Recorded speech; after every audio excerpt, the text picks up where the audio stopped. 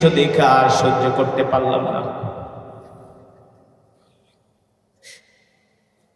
সাইয়েদনা আবু বকর কত ভালো একজন খলিফা,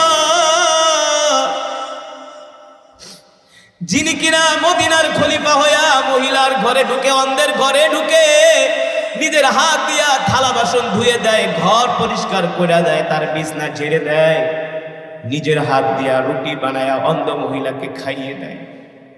এইভাবে করে বছরের পর বছর সাইয়েদনা আবু বকর খেদমত করে যায়।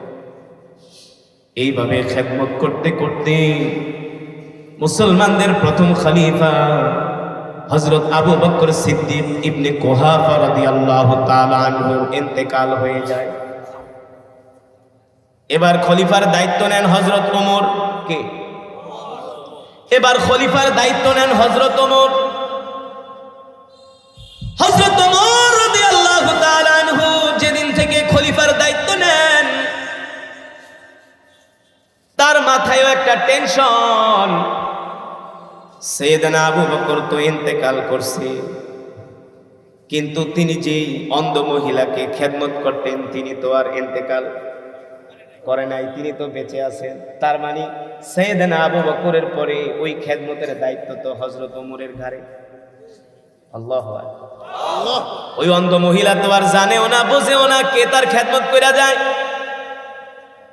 সে তো আর জানে না মুসলমানদের খলিফা হযরত আবু বকর আয়েশা তার ঘরের কাজগুলো করে যায়। সে তো আর জানে না, সে তো চোখে দেখে না, হাঁটতে চলতে পারে না।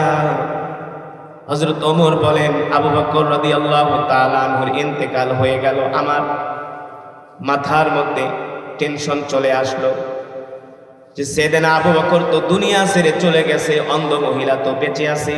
তার মানে আমি যেহেতু তার পরবর্তী খলিফা, হযরত আবু বকর যেই দায়িত্ব পালন করে গেছে আমাকেও একই দায়িত্ব পালন করতে হবে। সুবহানাল্লাহ বলে। ঠিক হযরত আবু বকরের মতো হযরত ওমর রাদিয়াল্লাহু তাআলা আনহু